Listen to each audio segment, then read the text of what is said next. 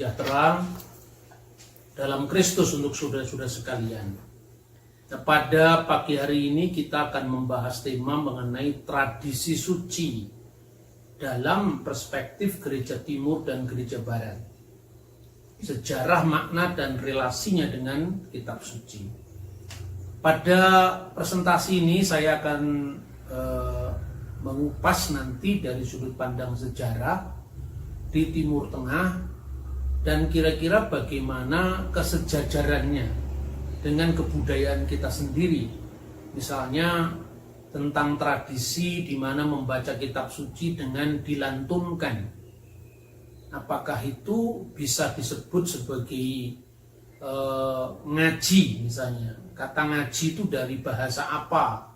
Dan apakah itu sudah ada sebelum Islam atau ada setelah Islam? Dan ini sebagai perbandingan dari bagaimana praktek-praktek membaca kitab suci, memuji Tuhan di dalam tradisi gereja-gereja timur.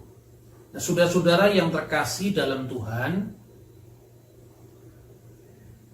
sebetulnya yang disebut tradisi itu bukan adat istiadat seperti yang banyak disalahpahami orang ya. Tradisi itu sebetulnya di dalam bahasa Latin tradire.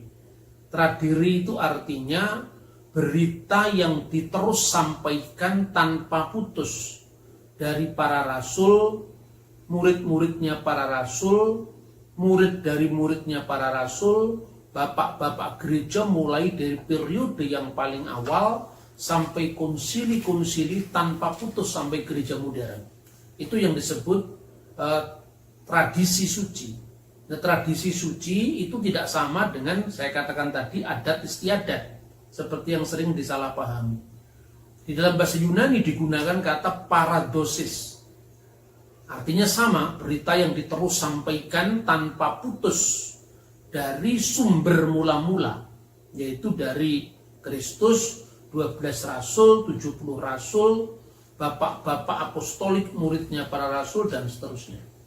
Maka dalam terjemahan bahasa Arab ya di gereja-gereja berbahasa Arab, kata itu sering diterjemahkan dengan taklid al-muqaddas, yaitu apa yang seharusnya diikuti, tetapi itu bukan sekedar ikut, tetapi memiliki panduan secara historis, dan itu adalah sesuatu yang suci, karena beritanya adalah berita suci dari para rasul. Nah, untuk membandingkan ini sebetulnya gereja tidak melakukan sesuatu yang baru.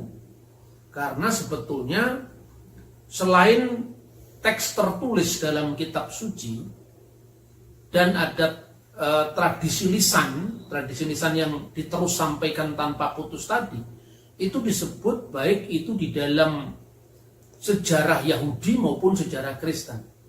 Dan sejarah Kristen nanti akan meneruskan saja dari sejarah Yahudi. Misalnya, dari sejarah Yahudi, orang Yahudi itu mengenal selain Torah Sebiktav, Torah tertulis, yang terdiri dari Sefer Bereshit, Sefer Elishemot, Sefer Wayikra, Sefer Bemidbar, dan Sefer Elihadivarim. Kitab Kejadian, kitab Keluaran, kitab Imamat, kitab Bilangan, kitab Ulangan. Tapi mereka juga mengenal apa yang disebut Torah Sebealpeh, Torah lisan, yang diterus sampaikan dari masa Musa kepada penerusnya. Dan itu misalnya disebutkan, ini sebagai perbandingan ya, di dalam Talmud, yaitu Traktat Pirkei Avot 1, yang di sana dibaca Moshe Kibel Misinai. Musa menerima Torah dari Sinai. Umesarah li Yosua, dan memberikannya kepada Yosua. Vi Yosua liskenim, dan Yosua memberikannya kepada tua-tua Israel yang dalam kitab Taurat jumlahnya 70 orang itu. Uskenim lineviim, dan tua-tua Israel memberikannya kepada nabi-nabi. Unibiim, dan nabi-nabi. Mesyaruha le ansai kneset hagedolah, dan dan nabi-nabi itu memberikannya kepada orang-orang yang ditunjuk sebagai hakim di mahkamah agama atau di Sanhedrin. Lalu untuk apa Taurat diberikan? Hefu amiru slusah divarim. Taurat itu diberikan untuk mengatakan 3 perkataan atau 3 fungsi. Yang pertama, hefu mitunim badin, yaitu untuk bahan pertimbangan pengadilan, bahan pertimbangan hukum. Dan yang kedua, vh amitu talmidim harbe, dan yang kedua untuk mendidik murid atau untuk pemuritan. Dan yang ketiga, asu seyak la Torah, membangun pagar mengelilingi Taurat. Misalnya, jangan sampai orang berzina, maka ada pagar untuk mengelilingi itu. Barang siapa melihat seorang wanita dan mengingininya, maka dia telah berzina dalam hatinya. Maka dibangun pagar untuk mencegah agar kita tidak berzina, maka kita tidak melihat wanita agar kita tidak mengingininya. Dan sebagian dari Torah CBLP itu dijadikan metode Kristus di dalam mengajar. Misalnya khotbah di atas bukit. Nah, saudara-saudara, karena berdasarkan prinsip itu, maka gereja mewarisi dari tradisi Yahudi itu diterus sampaikan melalui para rasul. Sebab para rasul sendiri jumlahnya 12. Karena gereja adalah Israel baru, dan 12 murid itu sebetulnya penggenapan dari 12 suku, dan di bawah 12 murid ada 70 murid. Nah, itu diterus sampaikan tanpa putus kepada gereja-gereja sampai pada saat ini. Karena itu misalnya Rasul Paulus berbicara dalam 1 Tesalonika pasal 2 ayat 5. Sebab itu berdirilah teguh dan berpeganglah pada ajaran-ajaran yang kamu terima dari kami, baik secara lisan maupun secara tertulis. Nah, baik secara lisan maupun secara tertulis itu mengingatkan apa yang disebut dalam tradisi Yahudi mengenai Torah Sebiktav dan Torah CBLP. Itulah yang disebut dengan tradisi kudus atau tradisi suci. Satu contoh misalnya ya, tidak semua prinsip-prinsip kisah-kisah di dalam kitab Injil ternyata itu bisa dijumpai dalam Taurat tertulis atau kitab Nabi-Nabi. Misalnya, Rasul Paulus berbicara di dalam 2 Timotius pasal 3 ayat 8 yang berbunyi demikian.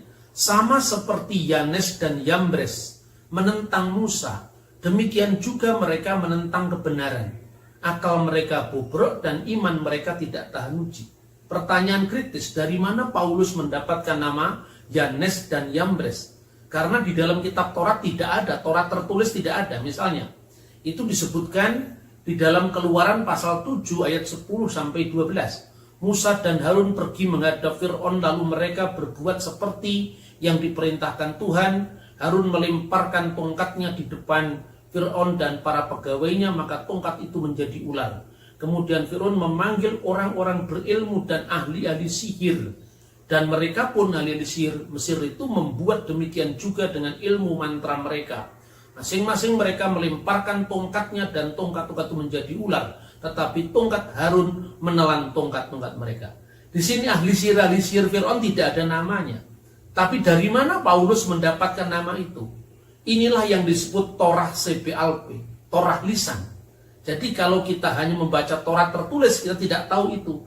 Karena itu kita memiliki catatan-catatan di mana tradisi lisan itu dalam sepanjang sejarah bangsa Yahudi juga kemudian akhirnya ditemukan bentuk tertulisnya. Setelah tradisi lisan tadi, sama dengan Injil, nanti juga ditemukan bentuk tertulisnya, meskipun tidak semuanya tertulis. Misalnya, ini penemuan laut mati dari gua keempat, kodenya Ki. Ki itu artinya kumeran. Ini penemuan laut mati yang isinya Alkitab yang usianya lebih dari 2000 tahun, bahkan lebih ya. Dan tidak hanya Alkitab, tapi juga banyak sekali tafsir-tafsir Alkitab, disiplin persekutuan dan sebagainya. Di dalam teks Qumran kita juga menemukan kata Yahneh dan saudara laki-lakinya. Dan Yahneh itu yang di dalam bahasa Yunani disebut Yanes dan Yambres. Yambres itu adalah saudaranya. Maka di sana dikatakan Karena pada zaman dahulu Musa dan Harun bangkit dengan tangan pangeran terang, ya, Yakim Belial El Yaneh W Akhihu, dan Belial membangkitkan Yaneh dan saudara laki-lakinya. Jadi hanya Yanes dan Yambres. Nah, kata itu juga dijumpai misalnya di dalam tradisi Yahudi, misalnya Gemara mengaitkan dua ahli nujum terkemuka Fir'aun yang bernama Yohana dan Mamre. Yohana itu Yaneh, Mamre itu Yambres. Nah, ini bukti-bukti bahwa sebetulnya tradisi lisan itu juga dipakai di kalangan Yahudi, kemudian diteruskan oleh iman Kristen. Nah, kemudian kita melihat tradisi-tradisi dalam peribadatan. Seperti orang Yahudi juga mengenal peribadatan kurban yang berpusat di Bet Hamikdash.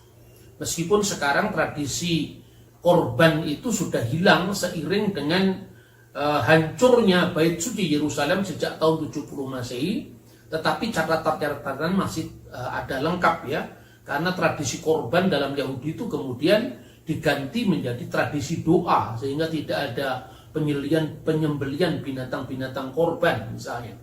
Tetapi selain ibadah-ibadah korban yang itu menjadi ibadah sakramen di gereja kuno, sementara ada ibadah-ibadah yang tidak termasuk sakramen, itulah yang disebut sembahyang harian.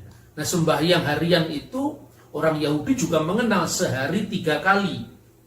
Makanya di dalam kitab suci kita mengenal waktu sembahyang, idana deslota dalam bahasa Aramaik. Idana deslota itu waktu tertentu untuk sembahyang, yang dalam Alkitab bahasa Arab diterjemahkan syaat sholat, sembahyang dengan waktu tertentu. Misalnya disebutkan dalam Kisah Rasul 3 ayat 1, pada suatu hari menjelang waktu sembahyang pukul 3 petang, naiklah Petrus dan Yohanes ke bait Allah untuk berdoa. Makanya orang Yahudi mengenal 3 waktu doa. Yang pertama, tefilah sakharit, ya, sembahyang pada waktu pagi. Lalu sembahyang minkah, yaitu sembahyang jam 3 petang. Kemudian juga yang disebut tefilah ma'arif, yaitu sembahyang maghrib. Itu ada di dalam Yudaisme. Kemudian gereja mula-mula mengikuti tradisi Yahudi itu.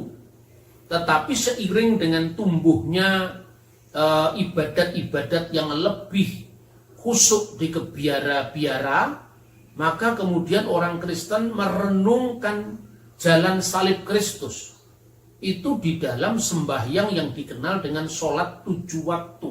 Dan kata sholat seperti tadi saya sampaikan itu sesungguhnya berasal dari bahasa Suryani Aramaik, ya, bahasa yang dipakai Yesus, yaitu Shilota. Makanya tadi ada ungkapan dalam Kisah Rasul pasal 3 ayat 1 di dalam Alkitab bahasa Aram yang dikenal Pesito, yaitu idana deslota, waktu sholat atau waktu slota.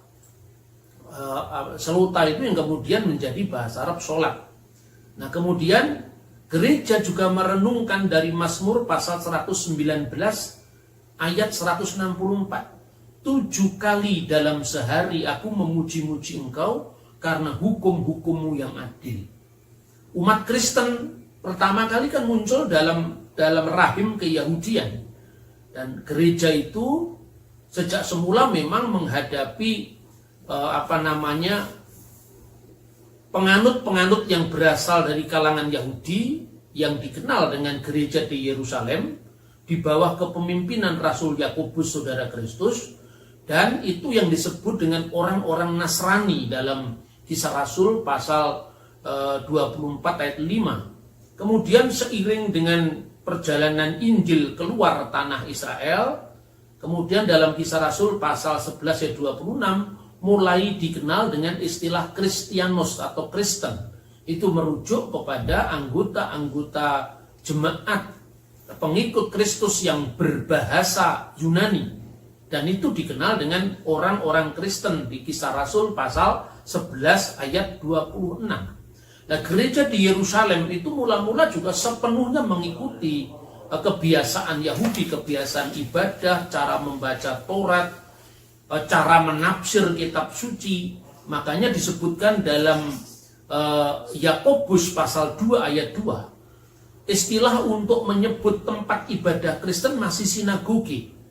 Yakobus pasal 22 itu bahasa aslinya sinagoge imon, tempat kumpulanmu, dan kumpulan itu di dalam bahasa aslinya itu sinagoge, persis dengan ibadah Yahudi. Kemudian mula-mula orang Kristen di Yerusalem masih mengikuti kebiasaan Yahudi untuk sembahyang 3 kali, dan itu disebutkan dalam Didache, sebuah dokumen gereja terkuno yang isinya semacam buku katekisasi terkuno begitu, yang ditulis sekitar tahun 95 Masehi.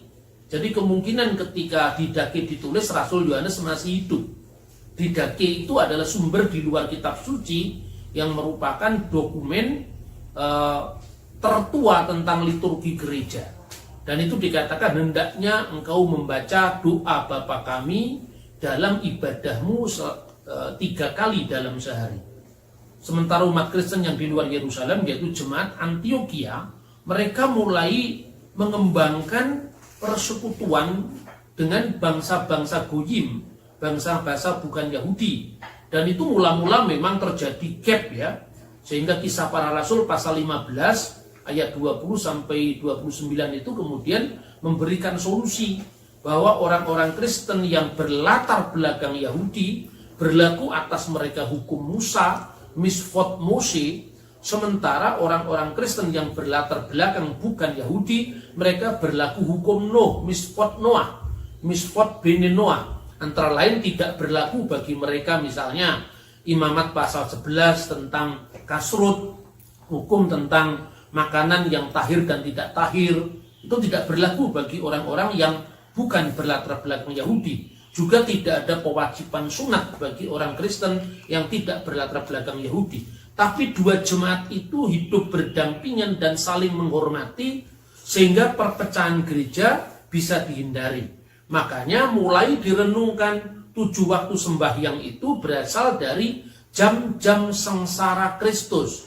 Dan itu tertua ditemukan kompilasinya dalam buku Didaskalia Apostolorum atau Konstitusi Apostolik yang dieditori oleh Hippolytus, muridnya Irenaeus, Irenaeus muridnya Polikarpus, Polikarpus muridnya Rasul Yohanes. Jadi masih memiliki mata rantai dari para rasul. Judulnya Didaskalia Apostolorum yang dikompilasikan tahun 215. Jadi jauh sebelum munculnya agama Islam. Kemudian mereka juga mengembangkan tradisi suci. Misalnya kalau orang Yahudi itu berpuasa pada hari Senin dan Kamis setelah Paskah dan setelah Pondok Daun, setelah Sukkot. Maka orang Kristen mulai mengembangkan berdasarkan refleksi mereka terhadap jalan salib. Mereka mulai berpuasa pada hari Rabu dan hari persiapan. Hari Rabu yang dimaksudkan adalah Rabu Abu, dan hari persiapan itu adalah hari penyalipan Kristus, yaitu hari Jumat. Ini juga disebutkan dalam literatur Didache dari tahun 95 Masehi pasal 8 ya. Nah, saudara-saudara, 7 waktu sembahyang itu antara lain apa? Sembahyang kalau di gereja timur misalnya di Syria itu diawali dari namanya sholat ghurub, yaitu sembahyang ketika terbenamnya matahari. Ini meneruskan sembahyang Yahudi yang disebut Tefilah Ma'arif. Untuk apa? Sembahyang itu memperingati diturunkannya jasad Kristus dari kayu salib, karena pada hari Sabat tidak boleh ada mayat tergantung di salib, untuk memperingati penguburan Kristus. Kemudian di gereja yang lain juga sama, di gereja Syria Ortodok, di gereja Yunani Ortodok, bahkan di gereja-gereja Katolik Ritus Timur. Kemudian sembahyang menjelang waktu tidur, sholat naum. Sholat naum itu memperingati apa? Memperingati terbaringnya tubuh Kristus dalam kubur. Maka seperti Kristus dikuburkan, kita harus menguburkan kehendak jahat kita. Nah, sembahyang ini di gereja Katolik juga ada disebut vigil, yaitu tirakatan. Di dalam gereja Syria disebut sotoro, sembahyang sebelum tidur. Di dalam gereja-gereja berbahasa Arab disebut sholat naum. Kemudian sembahyang tengah malam, itu tradisi biara.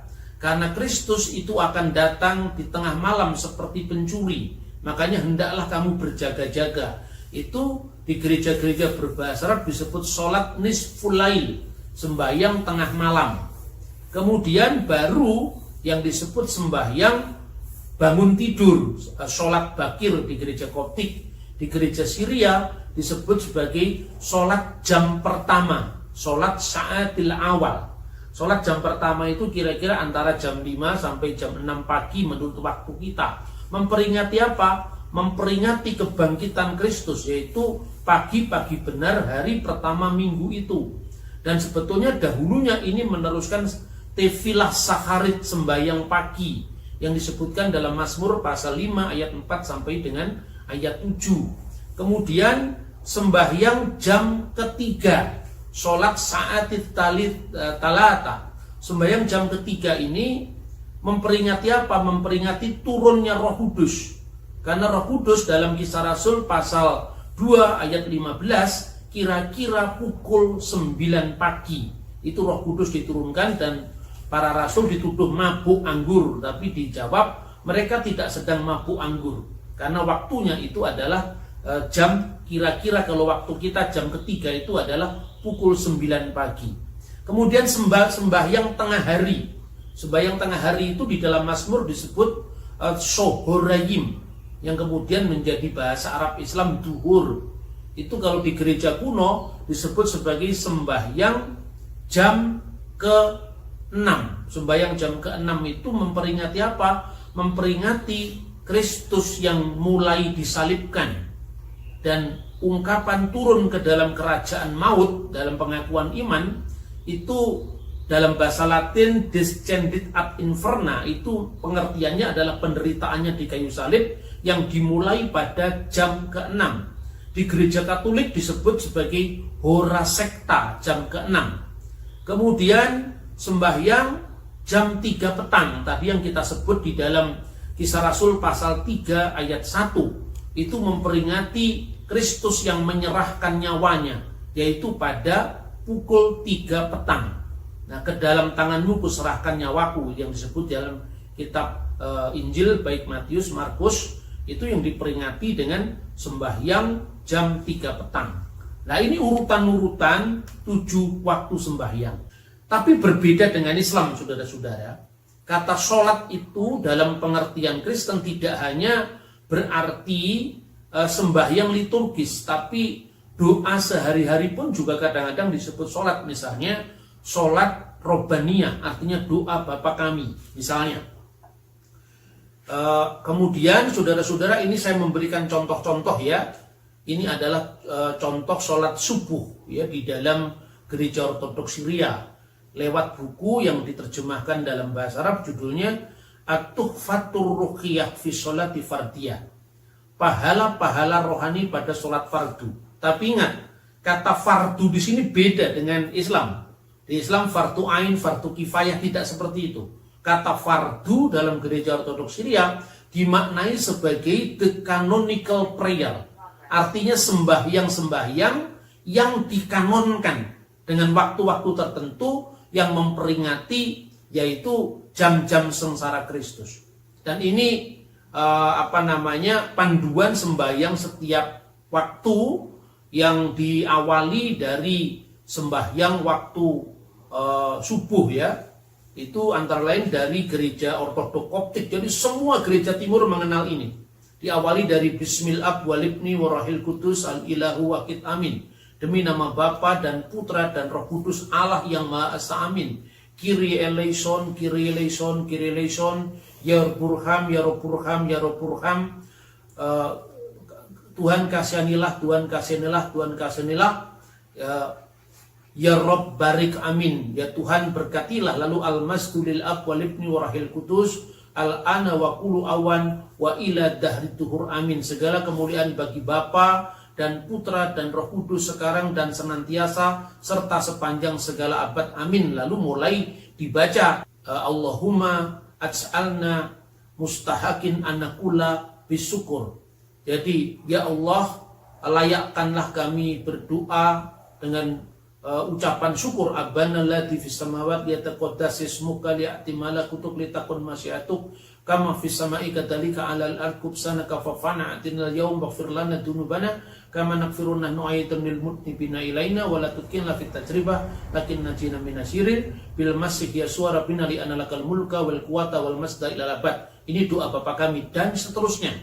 Ini contoh gambaran tentang sembahyang di gereja ortodoks Syria. Ya, Anda lihat bahwa tangan yang satu itu merujuk ke dahi, membuat tanda salib dengan mengucapkan Bismil Ab wal Ibni wa Rohil Kudus, demi nama Bapa dan Putra dan Roh Kudus. Nah, ini ibadah-ibadah liturgis. Yang kedua ini sakramental. Ini adalah gambar dari Baba Tawadros Athani, Patriark Tawadros kedua, Patriark Gereja Ortodok Koptik. Dan tentu kalau di Gereja Koptik selain bahasa Arab itu bahasa Koptik ya. Kalau di Yunani selain bahasa Arab bahasa Yunani. Kalau di gereja ortodok Yunani, kalau di gereja ortodok Syria, selain bahasa Arab, bahasa Aramaik, dan seterusnya. Ini salah satu sembahyang di gereja Maronit. Maronit itu ritus Syria yang ada di Libanon yang tunduk di bawah takhta suci Roma. Jadi ini contoh kanun al-iman, pengakuan iman, yang diawali dari nu'min bi ilahin wahid. Aku percaya kepada Allah yang esa. Al-Abdu bid al-Kul, Bapa yang maha kuasa, Khaliqus sama'i wal ard, yang menciptakan langit dan bumi, ulu mayuro wa ma la yuro, baik yang kelihatan maupun yang tidak kelihatan. Yang di tradisi Protestan itu menjadi pengakuan iman panjang atau syahadat panjang. Nah, ini contoh kitab Al-Qudas, yaitu sembahyang liturgis untuk perjamuan suci di gereja Maronit Libanon, gerejanya seorang penyair besar yang terkenal namanya Khalil Gibran. Nah, saudara-saudara, ini prinsip-prinsip di dalam peribadatan, tradisi, pembacaan kitab suci di gereja-gereja timur. Dan ini gambar yang ada di depan saya ini adalah in memorial ketika wafatnya Baba Sinuda ketiga, Patriark Gereja Ortodok Koptik pada tahun 2012. Anda lihat hubungan Kristen Islam yang sangat baik di Mesir, sehingga semua jalanan dipenuhi oleh manusia yang menghantarkan kepergian terakhir dari Baba Sinuda. Jadi artinya berbeda dengan tulisan-tulisan polemik yang seolah-olah menuduh bahwa orang Kristen menjiplak Islam.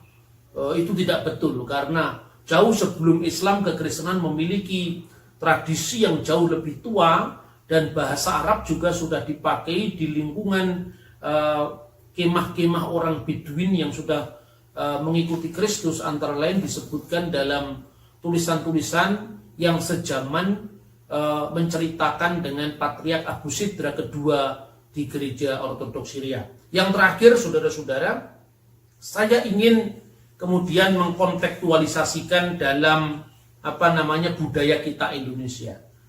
Kalau begitu, bagaimana ibadah Kristen mula-mula? Itu misalnya cara membaca kitab suci, misalnya cara bernyanyi, cara doanya sudah ya. Jadi dalam ibadah Kristen mula-mula itu ada 3 jenis pembacaan maupun lagu. Yang pertama itu adalah tilawat mazamir, yaitu mentilawatkan kitab-kitab mazmur. Jadi nyanyian pujian itu bermazmur itu ditilawatkan. Dan itu sebetulnya dari tradisi Yahudi. Misalnya Mizmor le David, Mizmor dari Daud misalnya. Dalam bahasa Ibrani, kemudian diterjemahkan dalam bahasa Arab atau bahasa Yunani atau bahasa Suryani. Misalnya di gereja Koptik. Min mazamir liyabina Dawudin Nabi wa Malikut Tohir.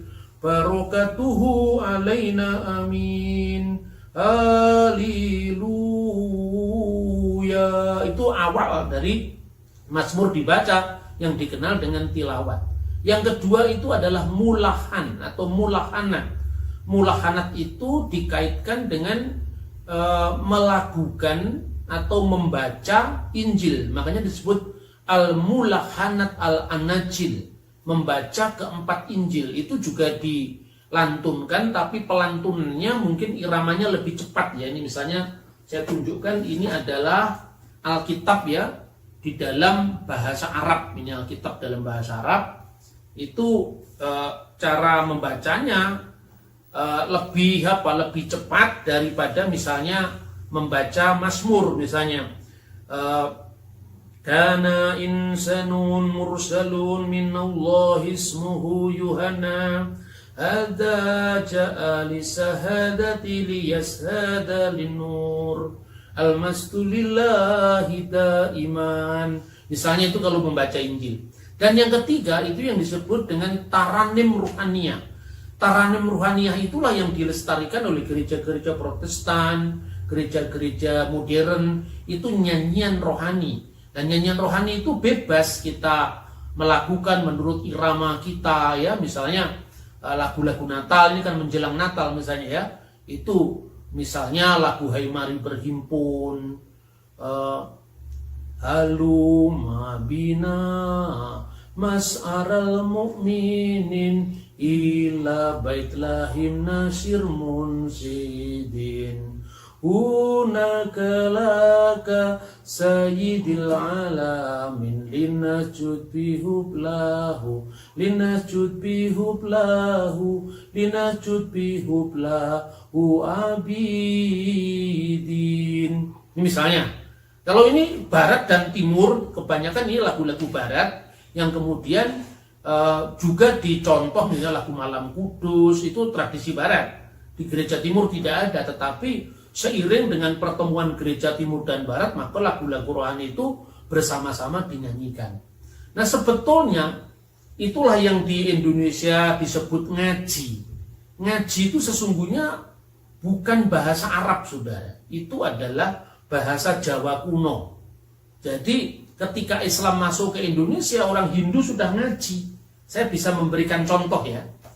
Kata mengaji itu berasal dari kata aji. Aji itu sesuatu yang berharga, sesuatu yang dihormati. Baik itu raja, disebut Aji Jayabaya misalnya.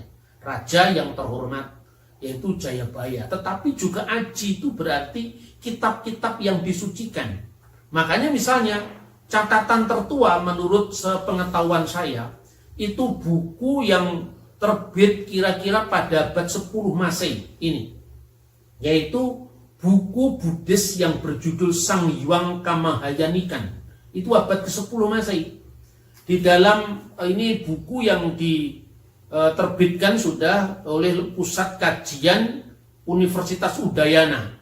Ini diterjemahkan oleh Ide Bagus Sugriwo, salah seorang dari tokoh temannya Profesor Muhammad Yamin, yang kemungkinan besar dirujuk oleh Bung Karno ketika Bung Karno mengatakan teman ahli bahasa yang mengusulkan kata Pancasila. Ini namanya Ide Bagus Sugriwo. Ya, dalam buku yang diterbitkan ini misalnya pada salah satu sloka dari Sangyang Kamahayanikan itu disebutkan kata-kata uli haning angaji tarka vruha ing atwaya jenana. Hasil dari mengaji kitab tarka. Kitab tarka itu kitab semedi dalam agama Buddha. Lalu apa? Vruha ring atwaya jenana, mengetahui ilmu atwaya, ilmu tentang kebudayaan. Lalu disebut lagi dalam sloka yang sama, wekasing jenana pinet ning mangaji tarka, hitunya prakarana karana rika panggian batara yang Buddha. Jadi akhir daripada ilmu itu adalah mengaji kitab tarka, yang menjadi pangkal penyebab kita bisa bertemu dengan Sang Hyang Buddha. Ini kitab Sangyang Kamahayanikan pada abad ke-10. Lalu kira-kira pada masa Kerajaan Kediri yang dikenal misalnya buku yang dikarang oleh Empu Monaguna, judulnya adalah Sumana Santaka. Itu di sana sudah disebut tentang Wiku Raja Kawi Vruh Angaji. Seorang pujangga kerajaan, seorang pendeta harus vruh angaji, mengerti kitab-kitab suci. Kemudian Kakawin Arjuna Wijaya karya Empu Tantular pada masa Majapahit juga mengenal kata guru pangajian.